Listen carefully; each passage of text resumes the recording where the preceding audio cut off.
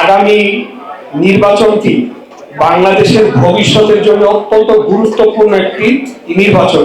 অন্য অতীতের যে কোনো নির্বাচনের চেয়ে আগামী নির্বাচনের আলাদা তাৎপর্য রয়েছে এবং আমরা যে গণতন্ত্র অগ্রযাত্রার শরিক হয়েছি সেটা যদি আমরা স্থায়ীভাবে প্রতিষ্ঠা করতে চাই, অর্থাৎ এই নির্বাচনটা তো শেষ না, বরঞ্চ আমি মনে করি নতুন বাংলাদেশ গড়ার যে স্বপ্ন আমরা দেখছি সেটার এটা প্রথম নির্বাচন।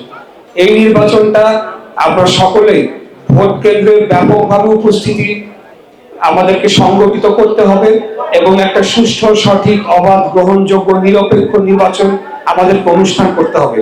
এই নির্বাচনে কোনো প্রশ্ন থাকা যাবে না, কোনো ধরনের অনিয়মের কোনো কালিমা লেপন করা যাবে না।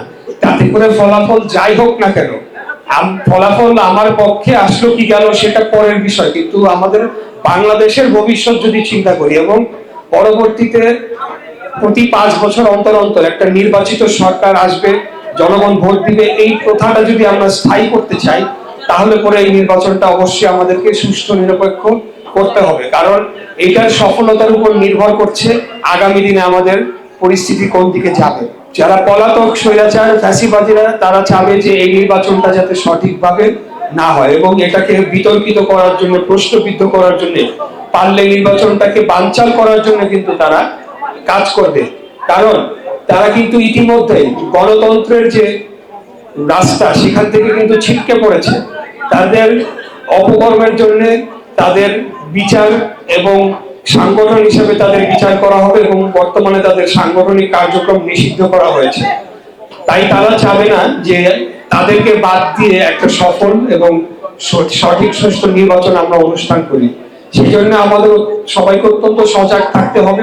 আমি বলবো যে বাংলাদেশের ভবিষ্যৎকে সুরক্ষিত করার জন্য দলমত নির্বিশেষে সকলে আপনারা ভোট কেন্দ্রে যান এবং যাকে আপনাদের মনে হয় যে আগামী দিনে আপনাদের রাষ্ট্র, আপনাদের নগরী, আপনাদের দাবি দাওয়া এই সকল বিষয়ে উত্থাপন করতে পারবে তাতেই আপনারা ভোট দেন, কিন্তু সকলে আমাদেরকে ভোট কেন্দ্রে যাওয়াটা নিশ্চিত করতে হবে। যেহেতু এখানে ছাত্র দলের উদ্যোগে আজকের এই অনুষ্ঠান এবং বিএনপি ও অঙ্গ সহযোগী সংগঠন রয়েছে, আমাদের সকলে মিলে চেষ্টা করতে হবে যাতে কোনো ধরনের ভয়ভীতি, শঙ্কা, এই ধরনের বিভ্রান্তিমূলক প্রচারণা যাতে কোনোভাবে জনগণের উপর কোনো ধরনের বিরূপ প্রভাব না পড়ে এবং সকলকে আমরা ভোট কেন্দ্রে নিয়ে যাওয়ার জন্য ব্যবস্থাপনাটা আমরা করে দিই এবং কখন যাবেন, কিভাবে যাবেন, এই বিষয়গুলো নিয়েও আমার মনে হয় কিছুটা পরিকল্পনার প্রয়োজন রয়েছে, যাতে করে সকলেই দীর্ঘক্ষণ ভোট কেন্দ্রের লাইনে অপেক্ষা না করতে হয়, সবাই সুষ্ঠুভাবে ভোটটা দিতে পারে। নির্বাচনের ফলাফল যাই হোক, জয় পরাজয় হোক, যদি জয় হয় তাতে কি আমাদের কাজ শেষ হয়ে যাবে? বা পরাজিতও যদি হয়, কথার কথা আমি বলছি, তাতে কি আমাদের কাজ শেষ হয়ে যাবে? আমাদের কাজ রাজনীতিবিদ হিসাবে আমরা জারি রাখবো। বাংলাদেশে যতদিন পর্যন্ত অন্যায় অবিচার থাকবে, বাংলাদেশে যতক্ষণ পর্যন্ত ছোট হোক বড় হোক যে কোনো ধরনের জুলুম নির্যাতন থাকবে, আমাদের এই আন্দোলন, আমাদের এই সংগ্রাম অবশ্যই চলমান থাকবে, এটা অব্যাহত থাকবে ইনশাআল্লাহ। আমরা অন্যায়, অবিচার, অপরাধ, বাংলাদেশের বিপক্ষে, বাংলাদেশকে দাস বানানোর জন্য তাদের বিপক্ষে আমরা আমাদের এই রাজনীতি করে যাব এবং একটা উন্নত, সমৃদ্ধশালী, শক্তিশালী বাংলাদেশ আমরা গড়ে তুলব। যে বাংলাদেশের সাথে যখন পৃথিবীর যে কোনো রাষ্ট্র যখন কথা বলতে আসবে তারা যাতে সমীহ করে কথা বলে, তারা যাতে সম্মান দিয়ে কথা বলে, আমাদের এই ভূখণ্ডকে আর কোনোদিন যাতে অন্য কোনো রাষ্ট্রের একটা ব্যবহারের একটা জিনিস হিসেবে আমরা পরিণত না হই, আমাদের জনগণকে যাতে একটা দাস, একটা প্রজা, একটা দ্বিতীয় শ্রেণীর নাগরিক হিসেবে আর কোনোদিন কোনো রাজনৈতিক দল বা কোনো ভিনদেশী ষড়যন্ত্রের মাধ্যমে বাংলাদেশকে দখল করে যাতে জনগণকে সেই রকম ভাবে আপনাদের একটা ট্রিটমেন্ট না করা হয়, সেটার জন্য আমাদের এই লড়াইটা, আমাদের এই সংগ্রামটা। আপনারা নিশ্চয়ই জানেন যে আমাদের এই আসনে কিন্তু 51.6% নারী ভোটাররা রয়েছে।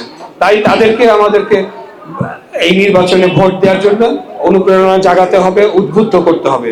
সর্বশেষ যে কথাটি বলতে চাই, আমাদের বিরুদ্ধে একটা মিথ্যা অপপ্রচার চালানো হচ্ছে যে আমরা নাকি না ভোটের ক্যাম্পেইন করছি। সেটা কোনোদিনও না, এটা তো একটা মীমাংসিত বিষয়। গত জুলাই মাসে না সংসদ ভবনের সামনে দাঁড়ায় একটা সাইন করে আসতেন আমাদের, তারপরে আবার কেন আমাদের বলতে হবে যে হ্যাঁ আমরা হ্যাঁ ভোটের পক্ষে? ওই সময় তো একটা দল সাইন করে নাই, তারা এখন আবার হ্যাঁ ভোটের পক্ষে, আমরা না ভোটের পক্ষে মিথ্যা প্রচারণা চালাচ্ছে। আমরা তো আগেই বলে দিছি এটা আমরা সংস্কারের পক্ষে, আমাদের মহাসচিব তো সাইন করে আসছে সেই জুলাই চার্টারের যে ইয়ার মধ্যে। অতএব এটা নিয়ে কোনো বিভ্রান্তির কোনো সুযোগ নাই, আমরা অবশ্যই সংস্কারের পক্ষে। আমরা বহু আগে সংস্কারের কথা বলে আসছি, যখন সংস্কার কি, যখন হাসিনা, যখন অনেকে যখন ছাত্রলীগ করতো তখন, এখন তারা আইসা সংস্কারের কথা বলে, তখন আমরা সংস্কারের পক্ষে বলেছি। অতএব এটা নিয়ে কোনো বিভ্রান্তির কোনো সুযোগ নাই, আমরা সবসময় হ্যাঁ ভোটের পক্ষে ছিলাম, ভোটটা হ্যাঁ ভোটের পক্ষেই। যদি কেউ প্রশ্নবিদ্ধ করার চেষ্টা করে সাফ জবাব দিয়ে দিতে হবে, আমরা হ্যাঁ অবশ্যই হ্যাঁ ভোটের পক্ষে।